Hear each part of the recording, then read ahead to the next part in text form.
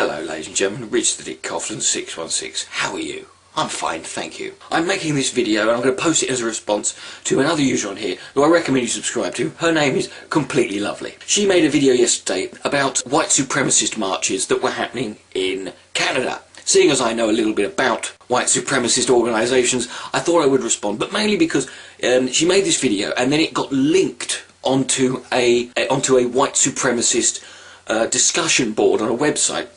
And for the last 2 days she's been getting trolled senseless by all these white supremacist fucktards. Well, being the chivalrous gentleman that I am, who always responds to a damsel in distress, particularly if she's worth a ride or not, I thought I would step in. Because she sent me a PM last night asking me, what should you do, what should you do? Don't worry darling, I'm here to help. Now for those of you who don't know, and I covered this story in a video on my second channel, Coughlin 000, in yesterday's Tickers O'Clock News. Last week there were some organisations, white supremacist groups, Aryan twats, they were all gathering together in a have a big white supremacist rally. Yeah, let's talk about how great it is to be white. Aren't we so clever? We got genetically fucking predisposition to have white skin because both our parents were white. Ooh, hoo, hoo, aren't we so fucking clever? These are the protests, as they turned out, in the white supremacist march in Canada. Yep. Terrifying. There's the fucking barrier between us and them, ladies and gentlemen. That's what we've got, protecting the white race from its inevitable genocide. Now I'm just going to read you some quotes here from an article that was in the Calgary Sun. The Calgary Sun purporting that there were 2 arrests. One was one guy from the white supremacy rally, and then there was a counter rally. There was an anti-racist counter rally, anti-Nazi rally, that had 200 people turn up. The more likely estimate of the Nazi rally was that there were 16 people, but there were some estimates that went up to as high as 20, so we'll grant them that. That's the best they can fucking manage, and that's a generous fucking estimate. Now, one of the white pride demonstrators, who only spoke under the name of anonymity, because they're all so big and brave, he said that the accusations of racism and violence are manufactured. Yeah, those swastikas were not a giveaway, were they? They were manufactured, and he simply wants to be free, to be proud of who he is. Well, you are, mate. That's why you're legally allowed to go on a fucking rally, you prick. They can have black pride, native pride, but you can't have white pride. You do, don't you? So what you fucking protesting for, you dumb twat? All I want is the right to be proud of my culture. Then go home, you've got it. Aren't you clever? I'm not going to focus on the claim that racism is manufactured, because no matter what I present to them, they'll just fucking sit there and say, well, it wasn't us, it's blown up by the media, oh, it's always someone else who starts it, but yeah, whatever. What I want to talk about is the way they responded to the failing of the march itself. Now, there was, on one discussion board, a guy who's a supporter of Combat 18, who goes under the name is, we've come here for war. We've come here for what? Yeah, we're not violent at all. We've come here for war. He posted about how it was only 1 week to the march, and it would be a good time that day. And watch out, Reds, we're coming for you hard.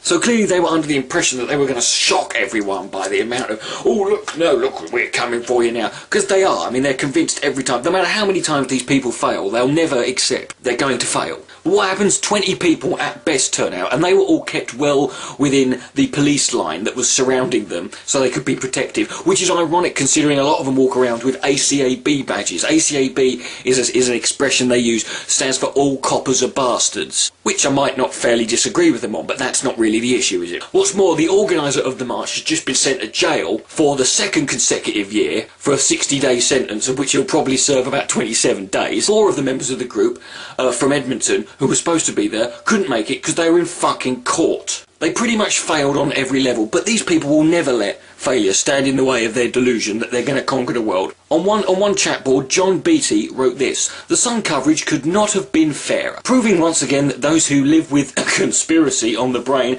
are useless to the cause of our white salvation. Yes, it may be a first for the public press, but for God's sake, give credit where it's due, and especially the 16 get all the credit, as they did us all with our they did us all proud.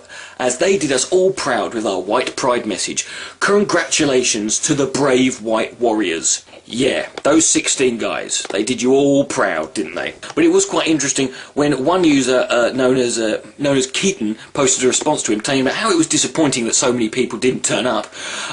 This was his response. 16 isn't a bad turnout. I'd say the proportions were significantly more in our favour at this march than they were at Thermopylae. Thermopylae! Yes, what he's just done there is he's taken a rally, a white pride march, that looked like this,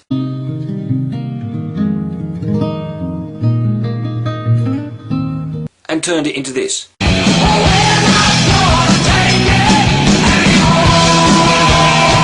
And a follow-up to this on the same chat board, one of the administrators, who goes by the name of Natalie, posted the following update and her take on the situation. I find it very ignorant to say that the media are saying the anti-white succeeded. Yeah, only outnumbering you 10 to 1.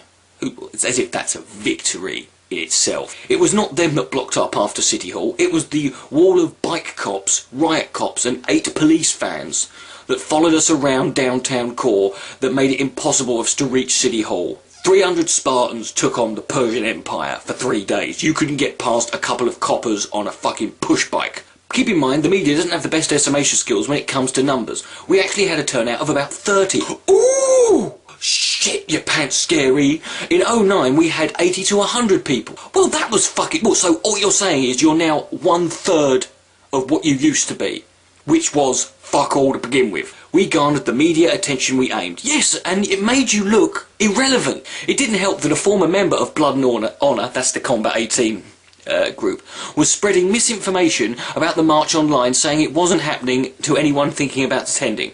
Right, so one guy spreading a rumour on the internet buggered you up.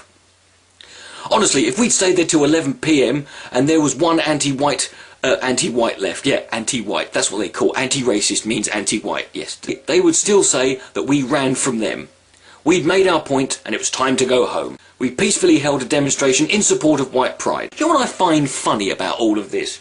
Is that you lot, all you fuckers, you all talk big and tough on the internet, and I'm not going to put myself out of that category here, but at least I show my fucking face, right?